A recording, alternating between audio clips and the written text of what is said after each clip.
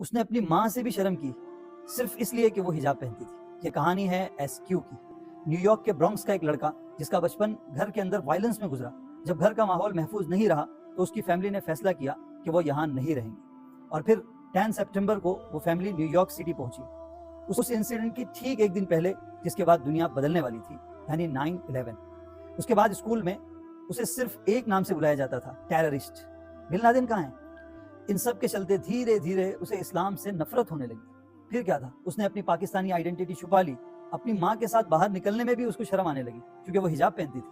اس کے دماغ میں یہ یقین بیٹھ گیا تھا کہ مسلم ہونا میری خوشی کی سب سے بڑی رکاوٹ ہے، تو اس نے اسلام ہی چھوڑ دیا اور دنیا پکڑ لی۔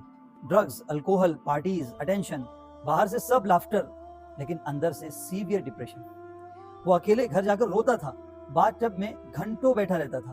ایک دن ہائی وے پر اس نے گاڑی فل سپیڈ میں دوڑائی اور سوچا شاید سب کچھ یہیں ختم ہو جائے، لیکن ایک ٹاکسک ریلیشن شپ ٹوٹی اور وہ بالکل کولیپس ہو گیا۔ ایک دن باتھ ٹب میں کرل ہو کر اس نے زندگی کی سب سے سچی دعا کی، او گاڈ، اگر اس زندگی کے بعد کچھ ہے تو مجھے اس اندھیرے سے نکال لے، اور اگر کچھ نہیں ہے تو ابھی سب کچھ ختم کر دے۔ پھر صرف ڈسٹریکشن کے لیے اس نے قرآن کا انگلش ٹرانسلیشن کھولا تاکہ اس لڑکی کا خیال نہ آئے۔ 25 منٹ گزرے تھے اور پہلی بار اس کا دل بالکل کوائٹ، بالکل سکون۔ پھر اس نے یہ آیت پڑھی، الا بذکر اللہ تطمئن القلوب، اللہ کے ذکر سے دلوں کو سکون ملتا ہے۔ وہ فریز ہو گیا، اس نے کہا یہ آیت میری زندگی لکھ رہی ہے۔ اس دن اس نے مان لیا this is the word of God. New York واپس آ کر اس نے شراب چھوڑ دی، ڈرگز چھوڑ دی، پرانی دوستی بھی دھیرے دھیرے چھوٹنے لگی، لیکن تھوڑا سا رنگ ابھی باقی تھا۔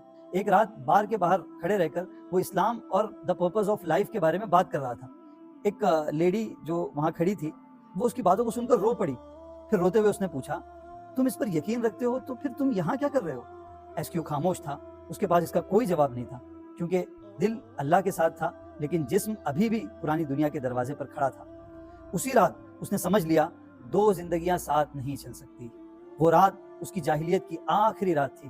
آج SQ کہتا ہے اگر اللہ نے مجھے بچا لیا تو پھر کوئی بھی بچ سکتا ہے۔ اللہ ہم سب کو ہدایت عطا فرمائے۔